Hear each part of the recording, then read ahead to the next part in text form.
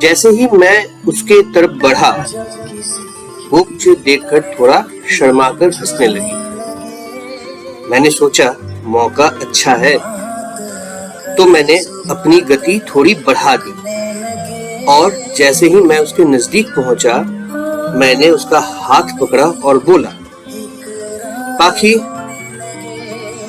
जब से तुम बाहर गई हो तब से ही मैं तुम्हें याद कर रहा हूँ। तुम्हारे बिना ना तो खेल में मेरा दिल लगता है और ना ही पढ़ाई में मजा आता है। मैं तुमसे बस यही कहने आया हूँ कि मैं तुमसे बहुत बहुत बहुत प्यार करता हूँ और ये भी जानता हूँ कि तुम भी मुझसे उतना ही प्यार करती हो।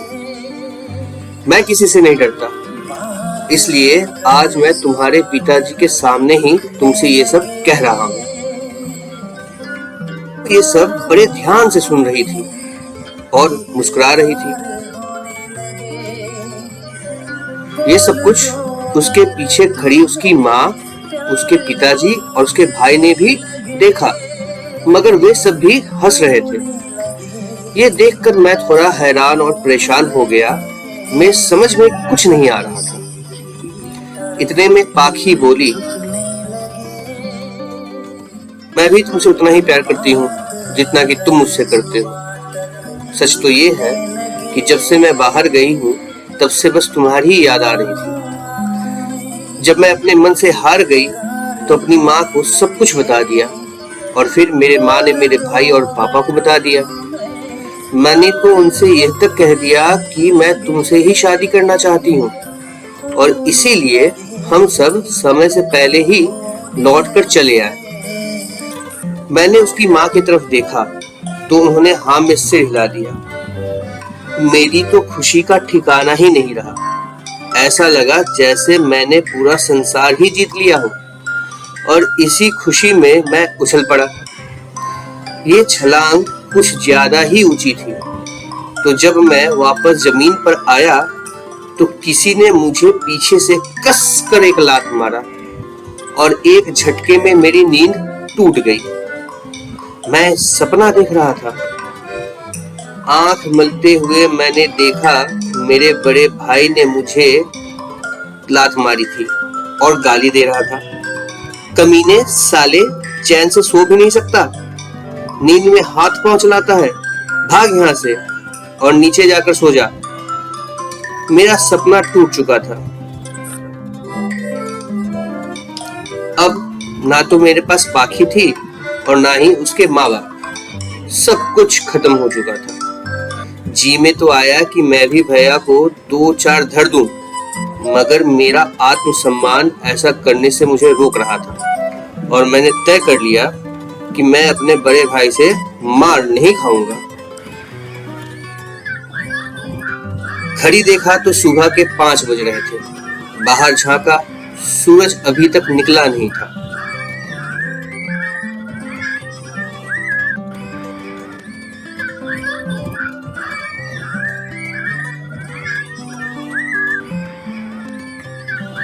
पौ फट रही थी तो मैंने सोचा कि चलो थोड़ा बाहर जाकर टहल लिया जाए। इसी बहाने उसके घर का एक चक्कर भी लगाऊंगा, क्या पता आ ही गई हो।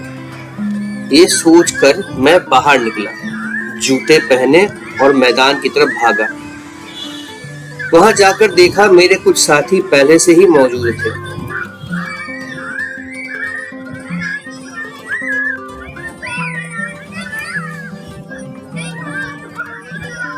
सब क्रिकेट खेलने की तैयारी में थे। तब मुझे याद आया कि आज तो रविवार है और आज हमारा मैच है। पास ही के मोहल्ले के लड़कों से हमने मैच ले रखा था। वो सभी भी मेरी ही राह तक रहे थे। मैच 9 बजे से था और सुबह सब मिलकर मैच से पहले थोड़ा सा अभ्यास करना चाहते थे। करीब 9 बजे के आसपास मैच खेलने के लिए बाहर के लड़के भी आ गए। हम सब तैयार होकर मैच खेलने लगे। पहला मैच हम सब बहुत बुरी तरह से हारे। इतनी बुरी तरह से हार गए कि आपस में ही लड़ने लगे।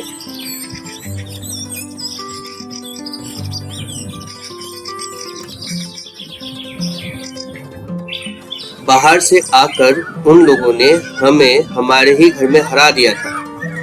और अगर ये बात हमारे मोहल्ले के सीनियर्स को पता चल जाती तो हमारा हाल बुरा होना निश्चित था।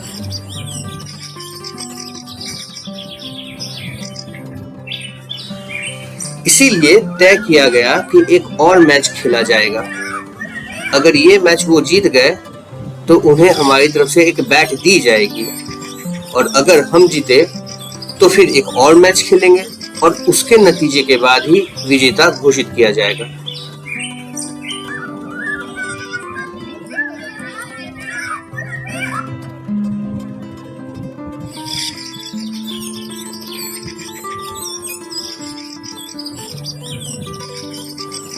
पहले तो वो माने नहीं, मगर बाद में बैट के लालच से मान गए।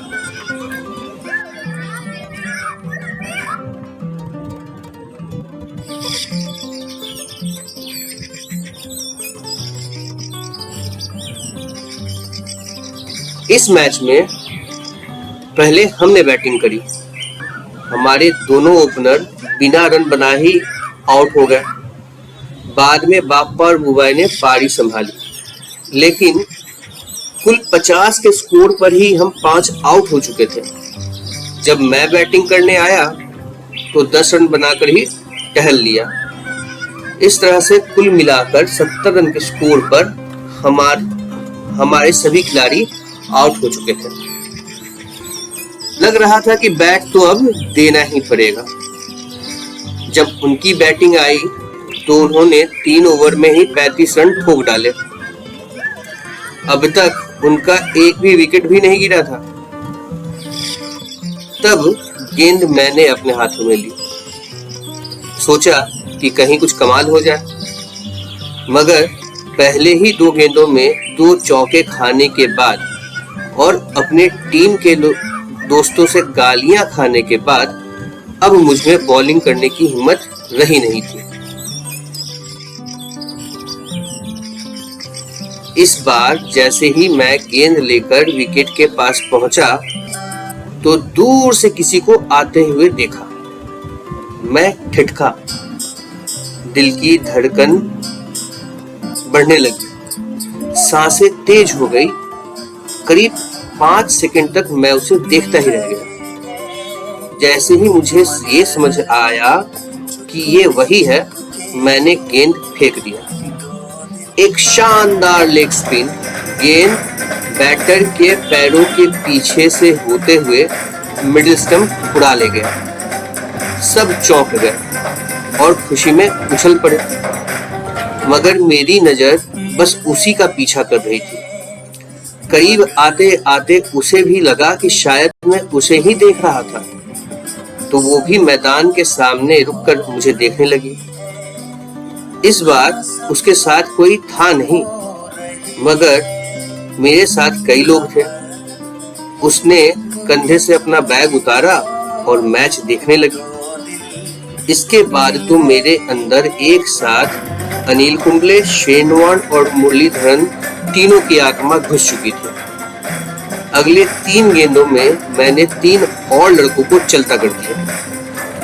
अब जीतने के लिए 3 विकेट में 28 रन की जरूरत थी, जो कि बहुत आसानी से पूरा किया जा सकता था और मैच उनके झोली में जा सकता था। मगर अब हम मैच में वापस आ चुके थे। मेरे बाद का बचा खुचा काम बुबाई ने अपने ही ओवर में पूरा कर डाला। अपने ओवर में उसने 3 छक्के तो खाए, मगर